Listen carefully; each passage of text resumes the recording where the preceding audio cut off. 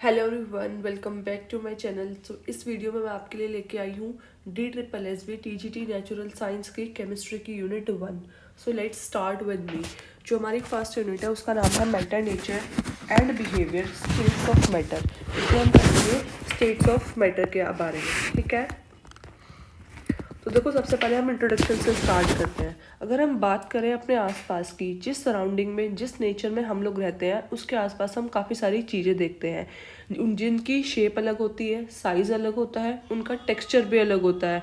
जिस हवा में हम सांस लेते हैं वो भी एक तरह का मैटर ही है। हमारे आसपास क्या होते हैं, स्टोन्स हैं, क्लाउड्स हैं, स्टार्स हैं, प्लांट्स हैं, एनिमल्स हैं, वो सब भी क्या है, एक मैटर है। देखो, जैसा हमने इंट्रोडक्शन में मेंशन करा हुआ है कि जब अपने आसपास देखते हैं तो हमें एक wide variety of different shape, size और टेक्सचर का मिलता है। इस यूनिवर्स में जितनी भी चीज़ें प्रेजेंट है ना, साइंटिस्ट ने उनको नाम दिया है मैटर। जिस हवा में हम सांस लेते हैं, जो खाना खा रहे हैं, जो हमारे आसपास पत्थर हैं, क्लाउड्स हैं, स्टार्स हैं, प्लांट्स हैं, एनिमल्स हैं, वो सब, जो एक स्मॉल ड्रॉप ऑफ वाटर भी है ना, या फिर पार्टिकल्स जो है सैंड के, एवरीथिंग इज मैटर। तो मैटर की डेफिनेशन यहाँ से क्या बनती है, एनीथिंग डेट हैज़ मास। वो कोई भी चीज़ जिसके पास कोई ना कोई मास है और जो इस यूनिवर्स में कोई ना कोई स्पेस को ऑक्यूपाई करती है, किसी ना किसी जगह को घेरती है, उसे हम कहते हैं मैटर। जैसे टेबल हो गया, चेयर हो गया, एयर, वाटर, हनी एक्सेट्रा, ये सारा का सारा है मैटर। मैटर की स्टेट्स भी होती हैं अलग अलग, सॉलिड, लिक्विड और गैस, जिसको हम आगे पढ़ेंगे अभी।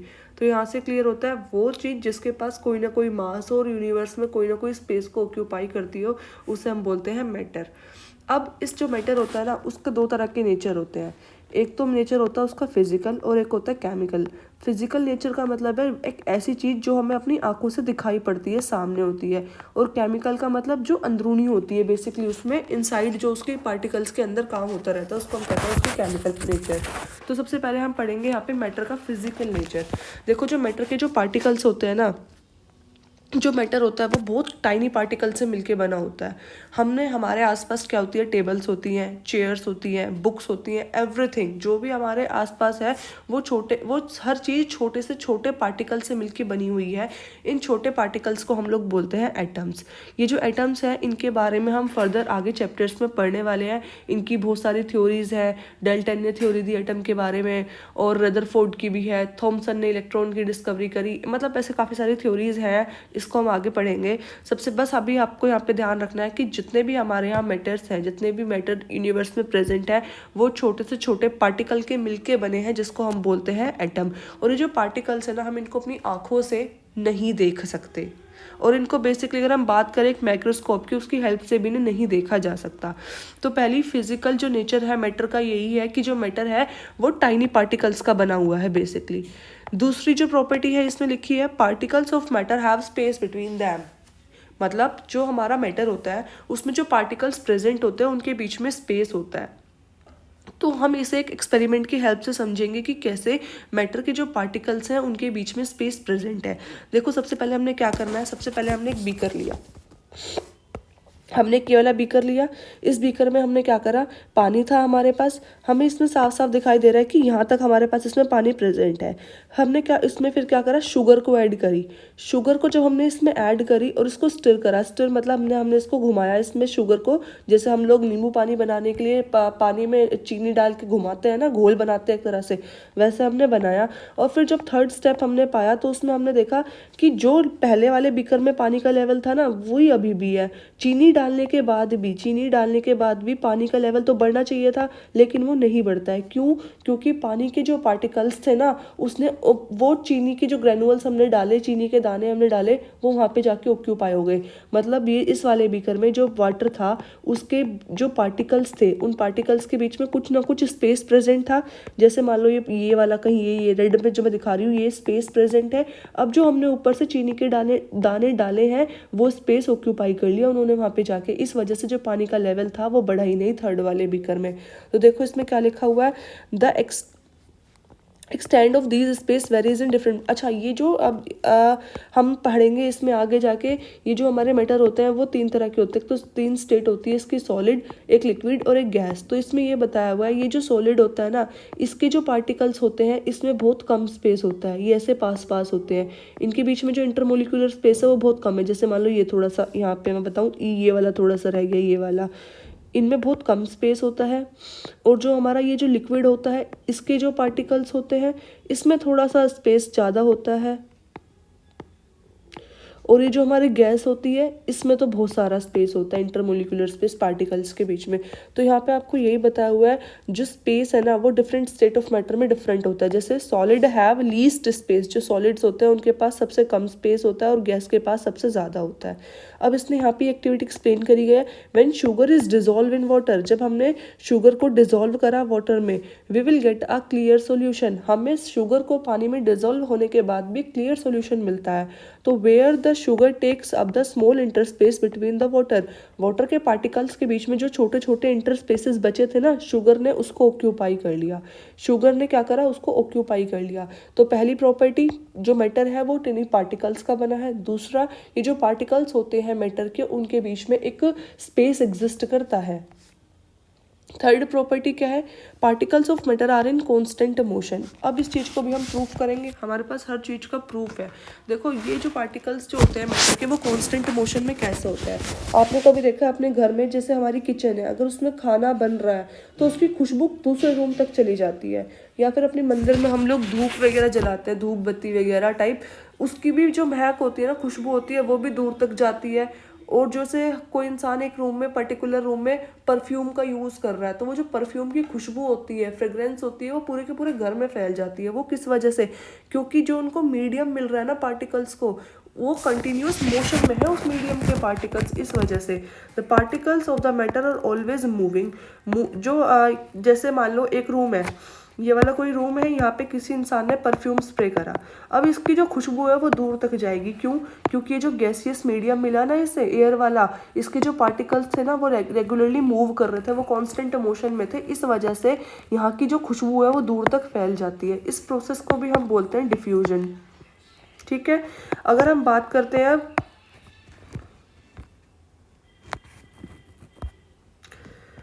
Particles of matter are always moving. सबसे पहले जो सॉलिड के जो पार्टिकल्स होते हैं ना, ये वाइब्रेट करते हैं अपनी जगह पे, ये मूव नहीं करते, ये सिर्फ टू एंड फ्रो वाइब्रेट करते हैं। जो लिक्विड के होते हैं वो एक दूसरे के ऊपर स्लाइड कर सकते हैं, और जो गैस के होते हैं ना वो तो फ्रीली मूव करते हैं हाई स्पीड से। इसी की वजह से परफ्यूम की जो खुशबू थी यहाँ पे, वो एक रूम से पूरे घर में फैल गई। किस मीडियम में? एयर के मीडियम से, गैस के मीडियम से। एग्जाम्पल यहाँ पे इसने हमें दिया हुआ है, the smell of perfume spread in the room because the perfume particle diffuses. इस प्रोसेस को हम क्या बोलते हैं? डिफ्यूजन। वो डिफ्यूज हो गया through the air particles. Smell of food being cook, जो हमारे किचन में स्मेल, फूड जो कुक होता है उसकी खुशबू भी फैल जाती है इसी तरह से। तो पहली प्रॉपर्टी हमने इसकी क्या पढ़ी, जो मैटर होते हैं उनके पार्टिकल्स बहुत छोटे छोटे होते हैं। दूसरा, उनके बीच में स्पेस होता है। तीसरा, वो कॉन्टिन्यूस मोशन में होते हैं। चौथा, वो आपस में एक दूसरे को अट्रैक्ट करके रखते हैं। अट्रैक्ट कैसे करते हैं? आपने देखा है कोई सॉलिड है, कोई टेबल है, वो अचानक से बिखर गई, उसके जो छोटे छोटे पार्टिकल्स हैं ये टूट के बिखर गए? नहीं ना। क्यों नहीं बिखरते ऐसे वो? क्योंकि उसके जो पार्टिकल्स हैं उनके बीच में क्या है? अट्रैक्शन का फोर्स है, वो एक दूसरे को बांधे हुए हैं। जैसे इसी फिगर में अगर हम देख सकते हैं, यहाँ पे ये जो सॉलिड की यहाँ पे ये दिखाया हुआ है, ये टूट के क्यों नहीं बिखर जा रहे अपने आप इसलिए नहीं बिखर जा रहे क्योंकि इनके बीच में क्या है? एक फोर्स ऑफ अट्रैक्शन एग्जिस्ट करता है। सबसे ज़्यादा ये सॉलिड में होता है, थोड़ा उससे कम ये लिक्विड में होता है, और सबसे कम ही होता है गैस में। जैसे हम पढ़ लेते हैं, we can move our hand through the air effortlessly. हम अपना हाथ जो है ना हवा में बिना किसी एफर्ट के घुमा सकते हैं, क्योंकि हवा के जो एयर के जो पार्टिकल्स है ना वो बहुत दूर दूर है, उसमें जो फोर्स ऑफ अट्रैक्शन है वो बहुत कम है। ऐसे ही सिमिलरली अगर हम किसी बकेट में लिक्विड लें, पानी लें, और उसमें अपना हाथ घुमाएं, थोड़ा सा तो फोर्स लगेगा हमें अपने हाथ को, अपने हैंड को उसमें मूव कराने के लिए। ज़्यादा नहीं कहती मैं, पर थोड़ा लगेगा, क्योंकि जो लिक्विड के पार्टिकल्स होते हैं उनके बीच में भी जो फोर्स ऑफ अट्रैक्शन है थोड़ा सा कम होता है, लेकिन होता ज़रूर है। लेकिन किसी सॉलिड में अपना हाथ घुमा के देखना कितनी तेज़ पड़ेगा।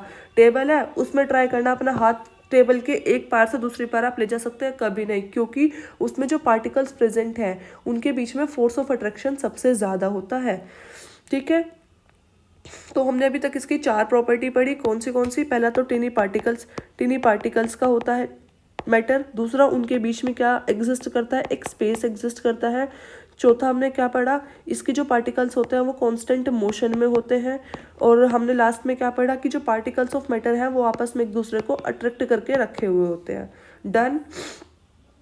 तो नेक्स्ट स्लाइड पे देखते हैं स्टेट्स ऑफ मैटर की मैं आपको ऑलरेडी बता चुकी 3 स्टेट होती है। एक तो हमें सॉलिड में पाया जाता है, एक लिक्विड में पाया जाता है और एक गैसियस स्टेट में पाया जाता है। अब देखो सॉलिड की प्रॉपर्टी क्या है। सॉलिड जो होते हैं ना उनके पास डेफिनेट शेप और वॉल्यूम होती है। क्यों डेफिनेट शेप होती है मैंने आपको बताया, क्योंकि इसके ये जो पार्टिकल्स है ना ये आपस में एक दूसरे को बांधे रखते हैं एक फोर्स ऑफ अट्रैक्शन के थ्रू। दूसरा, ये जो लिक्विड्स होती है इनके पास डेफिनेट वॉल्यूम तो होती है लेकिन डेफिनेट शेप नहीं होती। डेफिनेट वॉल्यूम मतलब ये स्पेस तो उतना ही घेरेगी लेकिन शेप क्यों नहीं होएगी, जिस भी इसे हम वेसल में करेंगे उसी का ये शेप ले लेगी। बोतल में करा तो बोतल का शेप ले लिया, ग्लास में करा ग्लास का शेप ले लिया, बाउल में इसको डालेंगे, इससे पानी है, दूध है, जूस है, बाउल का शेप ले लेती है। और जो गैस होती है उनके पास तो कोई शेप भी नहीं होती और कोई वॉल्यूम भी नहीं होती है डेफिनेट। अब कुछ इंपॉर्टेंट ऐसा यूनिट आती है, जैसे हम देखो मार्केट में जाते हैं, हम वेट करवाते हैं, उसका जो ऐसा यूनिट होता है बेसिकली मास का वो केजी में होता है। ऐसे पर्टिकुलरली जो हमारी ऐसा यूनिट होती है टेम्परेचर की वो केल्विन में होती है। ठीक है। Other than this temperature can be expressed in degree Celsius and Fahrenheit. इसके अलावा जो हमारा टेम्परेचर है उसे हम एक्सप्रेस करते हैं किस में, सेल्सियस में या फिर फ़ारेनहाइट में। अब हमारे पास यहाँ 2 फॉर्मूले हैं कि हम कैसे कन्वर्ट करते हैं। सेल्सियस से अगर हमें केल्विन में कन्वर्ट करना हो तो प्लस करते हैं 273.15 को, और केल्विन से अगर हमें सेल्सियस में कन्वर्ट करना हो तो केल्विन में से माइनस करते हैं हम 273.15 को। जैसे मैं आपको यहाँ पे क्वेश्चन प्रोवाइड कराती हूँ, उसे आप एक बार करके देखिएगा। जैसे हमारे पास ये है 293 केल्विन। अब 293 केल्विन को हमें कन्वर्ट करना है, convert it into degree Celsius. इसको हमें सेल्सियस में कन्वर्ट करना है। अब सेल्सियस में कन्वर्ट करने के लिए हमारे पास फॉर्मूला क्या है, जो भी हमारी केल्विन की वैल्यू गिवन है ना उसको 273.15 से माइनस कर दो। तो Celsius is equals to 293 minus 273.15। यहाँ पे आप मुझे बताएंगे कितना सेल्सियस आएगा। अब हम बात करते हैं इफेक्ट ऑफ टेम्परेचर की। अब हमने अभी तक क्या पढ़ा था, हमने पढ़ी थी 3 स्टेट्स ऑफ मैटर। अब उनका क्या इफेक्ट होगा, ये स्टेट्स ऑफ मैटर जो है ये हमारा सॉलिड है, लिक्विड है, गैस है, इनका टेम्परेचर पे क्या इफेक्ट होगा। अगर हम टेम्परेचर बढ़ाते हैं क्या इफेक्ट पड़ेगा किसी सॉलिड पे। सो let's start. Increasing the temperature of solid. जैसे देखो हमारे पास ये एक सॉलिड है, अगर अब ये जो सॉलिड है हमने क्या पढ़ा, इसके पास एक डेफिनेट शेप होती है और इसके जो पार्टिकल्स होते हैं ये बिल्कुल क्लोज होते हैं। अगर अब मैं इसका टेम्परेचर बढ़ाऊं, नीचे से मैं इस सॉलिड को क्या करूं, हीट प्रोवाइड कराऊं, तो इसके जो पार्टिकल्स है ना इनके पास आ जाएगी एक काइनेटिक एनर्जी, जिसकी वजह से ये पार्टिकल्स क्या करेंगे, टू एंड फ्रो मूव करना शुरू करेंगे, वाइब्रेट करना शुरू करेंगे, ऐसे इधर इधर इधर इधर, ऐसे ये पार्टिकल्स क्या करेंगे, वाइब्रेट करना शुरू करेंगे।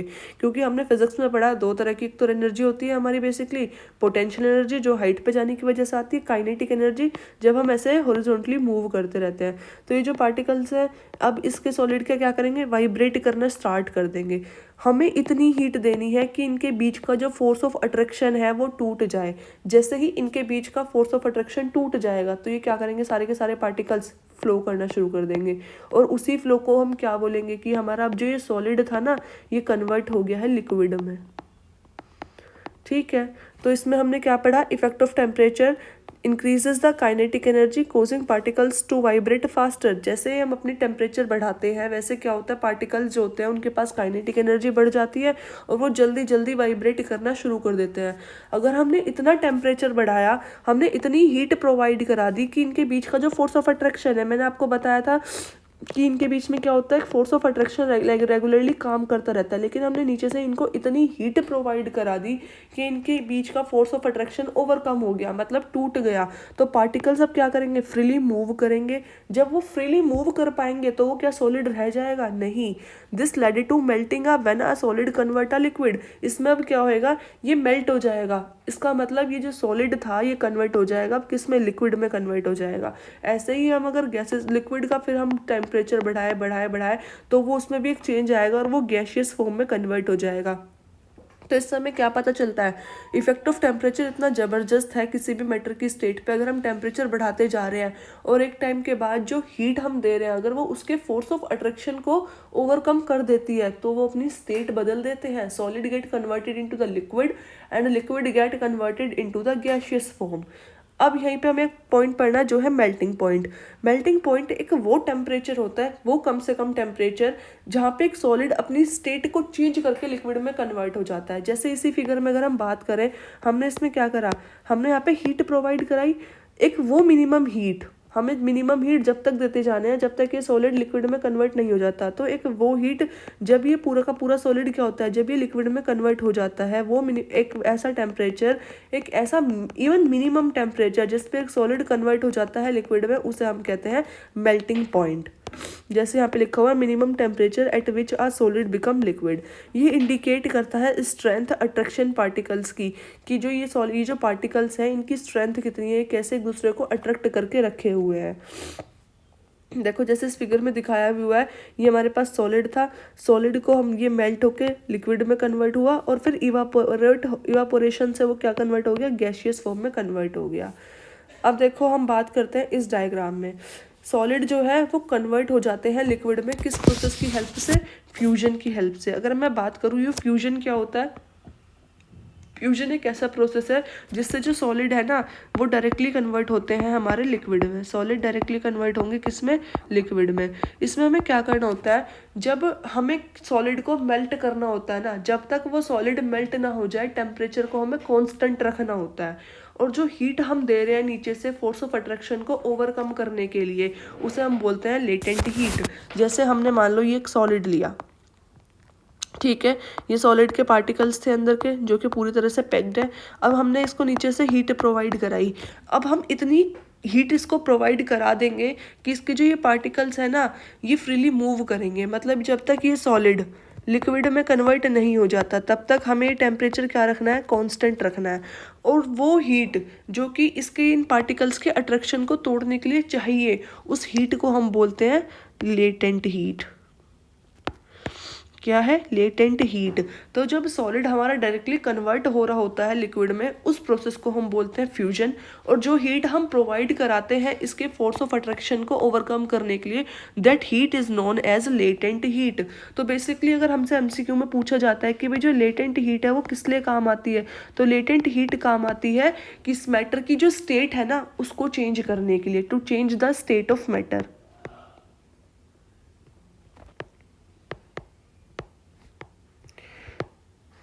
इससे हमें क्या करते हैं, हम सॉलिड से इसको हम कन्वर्ट कराते हैं लिक्विड में, ठीक है। अब दूसरा जो प्रोसेस होता है लिक्विड से कन्वर्जन कराना होता है जब हमें गैस में, तो हम वेपराइजेशन करते हैं। जैसे हमने छोटी क्लासेस में एक वाटर साइकिल पढ़ा था कि ऊपर यहाँ पे सूरज निकल रहा है, सन की एनर्जी है, नीचे यहाँ पे कोई पॉन्ड है, यहाँ से सूर्य की किरणें आती हैं और पानी इवापोरेट हो जाता है। तो ये वही है कि लिक्विड जो है वो कन्वर्ट हो जाता है गैस फॉर्म में इवापोरेशन से। और फिर जब हमें गैस को वापस से सॉलिड में कन्वर्ट कराना होता है ना, उसके लिए हम करते हैं डिपोजिशन। एक बार हम आगे वन बाय वन इनको पढ़ते हैं। तो देखो सबसे पहले फ्यूजन मैंने आपको बताया, फ्यूजन क्या है, जिसमें एक प्रोसेस हो रहा होता है जो सॉलिड डायरेक्टली कन्वर्ट हो रहा होता है लिक्विड में। The process of solid changing to liquid, एक ऐसा प्रोसेस जिसमें जो सॉलिड है वो कहाँ चेंज हो रहा होता है, लिक्विड में। ड्यूरिंग मेल्टिंग, जब हम मेल्ट करते हैं ना तो हमें क्या करना होता है, पूरा का पूरा जो कांस्टेंट रखना होता है अपने टेम्परेचर को, जब तक पूरा का पूरा सॉलिड हमारा मेल्ट ना हो जाए। और जो हीट एनर्जी हमें चाहिए होती है फोर्स ऑफ अट्रैक्शन को ओवरकम करने के लिए, उसको हम क्या बोलते हैं, उसको मैं आपको ऑलरेडी बता चुकी, उसको हम बोलते हैं लेटेंट हीट। तो लेटेंट हीट ऑफ फ्यूजन क्या है, जितनी अगर हमें 1 किलो सॉलिड को, ये यहाँ से कट गया, 1 kg ऑफ सॉलिड को अगर हमें कन्वर्ट करना है किसमें, लिक्विड में, तो उसे हम बोलते हैं लेटेंट हीट ऑफ फ्यूजन, ठीक है। The heat is being absorb by the particle of ice. Similarly अब क्या होता है, जब हमें, अब ये सॉलिड है यहाँ पे, मान लो सॉलिड हमने लिया, आइस ली, हमने बर्फ ली। अब जो इसमें इसके जो पार्टिकल्स हैं उन्होंने क्या करा, हीट को एब्जॉर्व करा। अब जब उन्होंने हीट को एब्जॉर्व कर लिया तो उसके जो पार्टिकल्स थे उनके बीच में जो फोर्स ऑफ अट्रैक्शन है वो टूट गया, जिसकी वजह से ये आइस जो है वो कन्वर्ट हो गई वाटर में, मतलब एक लिक्विड में कन्वर्ट हो गई। तो समझ में आया आपको यहाँ से फ्यूजन क्या है, एक ऐसा प्रोसेस जिससे हम सॉलिड को लिक्विड में कन्वर्ट करते हैं। यहाँ से हमने कॉन्सेप्ट पढ़ा लेटेंट हीट का, लेटेंट हीट ऑफ फ्यूजन का। अब हम पढ़ते हैं बॉइलिंग। देखो बॉइलिंग क्या होता है, heating water increase the particles movement. जब पानी जब गर्म हो रहा होता है ना, उसके अंदर जो पार्टिकल्स प्रेजेंट है अगर उनका मूवमेंट बढ़ जाए तो इसे हम कहते हैं बॉइलिंग। इसमें आता है बॉइलिंग पॉइंट। बॉइलिंग पॉइंट एक ऐसा टेम्परेचर है जिसमें एक लिक्विड कन्वर्ट हो जाता है गैस में एटमॉस्फेरिक प्रेशर में। जैसे ये लिक्विड है यहाँ पे, जब ये लिक्विड इस गैस में कन्वर्ट होएगा जिस पॉइंट पे, उसको हम कहेंगे बॉइलिंग पॉइंट। नेक्स्ट, बॉइलिंग एक बल्क फिनोमिना है, बहुत बल्क में ये होता है। पार्टिकल्स जो होते हैं ना बल्क लिक्विड के, वो एनर्जी गेन करते हैं गैसियस स्टेट में जाने के लिए। जैसे मान लो ये लिक्विड है, ये मेरे पास कोई कंटेनर है, इसमें कोई लिक्विड है, अब इसको हम नीचे से हीट प्रोवाइड करा रहे हैं। अब ये जो लिक्विड है इसके जो पार्टिकल्स होंगे ना बल्क में, मतलब बहुत सारे जो पार्टिकल्स होंगे वो एनर्जी को गेन करेंगे और खुद को इवापोरेट कर लेंगे, गैसियस स्टेट में चले जाएंगे। जो बॉइलिंग पॉइंट होता है वाटर का, वो याद रखना, वो होता है हमारे पास 100 डिग्री सेल्सियस। 100 डिग्री सेल्सियस पे पानी उबल जाता है, उबलना शुरू हो जाता है और वो कन्वर्ट होना शुरू हो जाता है फिर किसमें, गैसियस स्टेट में। हमने पीछे पढ़ा था लेटेंट हीट ऑफ फ्यूजन, अब यहाँ पढ़ेंगे हम latent heat of vaporisation. Fusion में जिससे हम, फ्यूजन वाला कौन सा था लेटेंट हीट, जिससे हम सॉलिड को लिक्विड में कन्वर्ट कर रहे थे, और वेपराइजेशन वाला कौन सा होगा, जिसमें हम लिक्विड को गैसियस स्टेट में कन्वर्ट करेंगे। तो लेटेंट हीट ऑफ वेपराइजेशन क्या है, वो वाली हीट जो हमें चाहिए 1 किलो लिक्विड को कन्वर्ट करने के लिए गैस में किसी भी एक बॉइलिंग पॉइंट पे। तो जो इसमें भी सेम वही प्रोसेस है, जो हीट है वो लिक्विड के पार्टिकल्स के थ्रू एब्जॉर्व करी जाएगी और जो फोर्स ऑफ अट्रैक्शन है वो ओवरकम हो जाएगा और फिर लिक्विड जो है वो हमारा स्टीम में यानी कि भाप में कन्वर्ट हो जाएगा। ठीक है, नेक्स्ट प्रोसेस क्या आता है, सब्लिमेशन। अब देखो हम बात करें सब्लिमेशन की, ये वाला प्रोसेस है जिसमें हम सॉलिड को, अभी तक हम सॉलिड को लिक्विड में कन्वर्ट कर रहे थे फ्यूजन की हेल्प से, अब हम सॉलिड को ना डायरेक्टली गैस में कन्वर्ट करेंगे सब्लिमेशन की हेल्प से। तो ये सब्लिमेशन क्या होता है, solid changes directly to the gas. जो सॉलिड है ना वो डायरेक्टली चेंज हो जाता है गैस में। आपने देखा होगा हमारे घर पे नेफ्थलीन बोल्स रखी जाती है बेड वगैरह के अंदर, ठीक है, उसमें क्या होता है वो छोटे छोटे व्हाइट कलर की गोल गोल सी बोल होती है और कुछ टाइम बाद अगर हम 2-3 महीने बाद उसको बेड में डालने के बाद खोलें तो वो गायब हो जाती है। गायब इस वजह से हो जाती है क्योंकि वहाँ पे एक प्रोसेस हो रहा होता है जिसको हम बोलते हैं सब्लिमेशन, जिसमें हमारा जो सॉलिड है ना वो डायरेक्टली कन्वर्ट हो रहा होता है हमारा गैशियस फॉर्म में। इसके एग्जाम्पल क्या है, अमोनियम क्लोराइड, आयोडीन, कैम्फर वो होता है कपूर, नैप्थलीन और ड्राई आइस। अब हम बात करते हैं डिपोजिशन की। डिपोजिशन क्या होता है, जो गैस है जब वो डायरेक्टली कन्वर्ट होती है सॉलिड में बिना लिक्विड बने, इस प्रोसेस को हम बोलते हैं deposition. So this is all for today. Next video में हम इसका लेके आएंगे, अभी हमने इसमें पढ़ा टेम्परेचर का इफेक्ट, टेम्परेचर के इफेक्ट के बाद हम इसमें लेके आएंगे क्या, प्रेशर क्या क्या इफेक्ट पड़ता है स्टेट ऑफ मैटर पे। So thank you so much.